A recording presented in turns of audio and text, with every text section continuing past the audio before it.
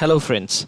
My name is Rajat Sharma, and I'm a BTech in Chemical Engineering from Indian Institute of Technology, IIT Delhi.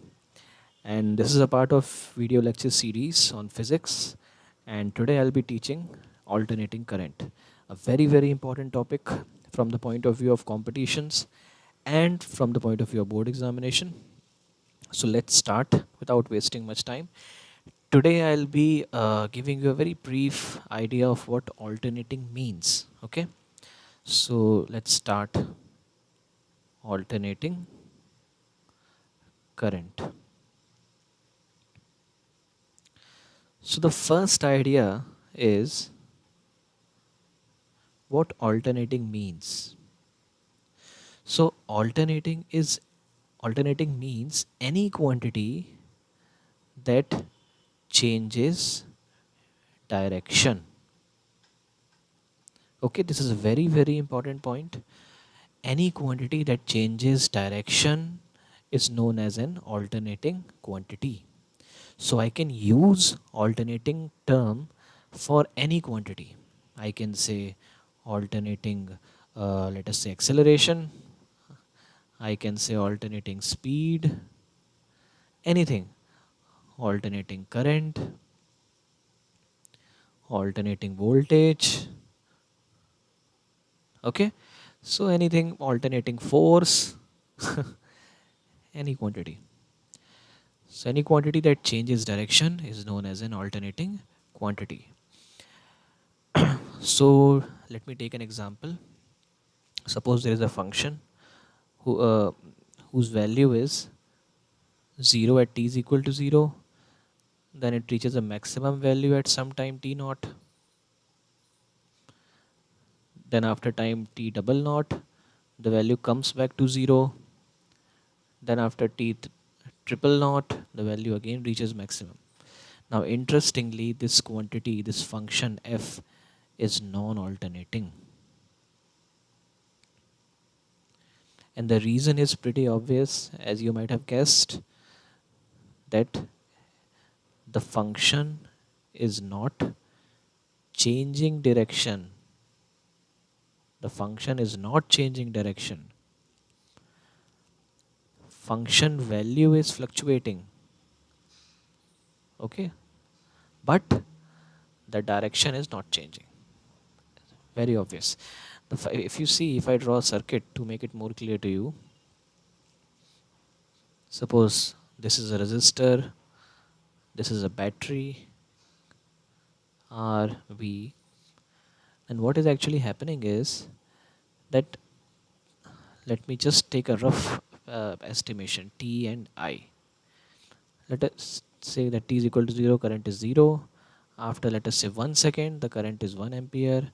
After 2 seconds, current is 2 ampere. And let us say this is the maximum value possible.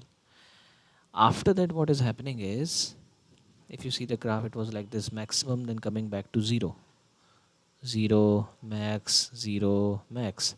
So it reached to, after 3 second value will come down to 1, and after 4 second value will come down to 0. So the current value is still positive. Its magnitude is decreasing, but the direction is still the same. So first, initially, the current was like this, then it became, the number of arrows simply means the magnitude. So it became a maximum value, and then again current start decreasing. But the direction in each case is same, clockwise. So this is an example of non-alternating current. Okay, so keep in mind, for alternating, the direction should change. If it is clockwise for some time, then it should be anti-clockwise for the other time. If it is positive, then it should be negative for some time. Okay, so alternating means changing direction. Second important point is that alternating current need not be sinusoidal. A lot of students ask me, sir, alternating means that the current should be sinusoidal of the form sine or cos. No, that is not necessary. The only condition is that alternating, any quantity that is changing direction will be called alternating. Sinusoidal is just one of the form. In sinusoidal waves also, the direction changes. If you look at the uh, if you look at a sinusoidal graph, it is like this. Okay, if I say this is the current, this is the time, then see, for some time the current is positive, for the other time current is negative, then positive, then negative. So it is changing direction. So I'll say this is sinusoidal. Sorry, this is alternating. But this is also alternating. This is also alternating because sometimes it is positive, other time it is negative, then positive, then negative, positive, negative. This is also alternating current. This is also alternating current. Positive, negative, positive, negative. So any quantity that is changing direction will be alternating. So these are also examples of alternating current. It need not be sinusoidal. It can be any waveform. It is only that the sinusoidal waveform is easy to solve mathematically. That's the only thing. Sinusoidal, its differentiation is also easy, integration is also easy, taking the area is also easy. So generally, it is the sinusoidal waveform that we study in NCRT textbooks or at the school level, 11th, 12th level. It is the sinusoidal waveform that is generally asked. But for the competition point of view, students should be prepared. The IIT, especially IIT, can anytime ask a question that involves a non-sinusoidal wave. Okay, so you should be prepared for it. The next important point is that alternating current need not be periodic. Periodic means repeating after same time. So alternating current need not be periodic. So if I draw a periodic graph, it will be like this. After time t naught, the graph is repeating. So after t naught, one cycle completes. After 2t naught, the other cycle completes, and so on and so forth. This is a periodic function. Okay. But for alternating, the function need not be periodic. It can be like this. So initially, this was the time. Then time period started increasing. First cycle was completed in this time. Second cycle took this time. Third cycle took longer time. Fourth cycle took still longer time, and so on and so forth. So these are also examples of alternating. Okay.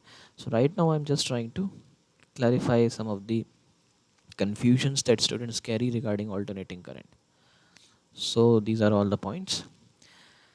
Now, since in the syllabus in NCRT level, generally it is a sinusoidal waveform that is being asked, so we'll mathematically try to understand, solve sinusoidal waveform. Okay, so let's start.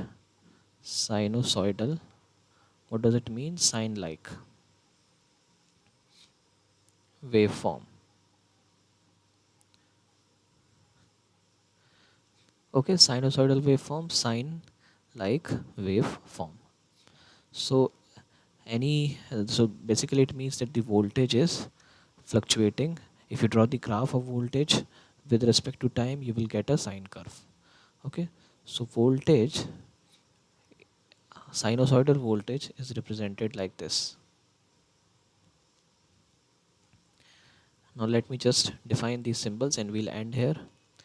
Vt means instantaneous voltage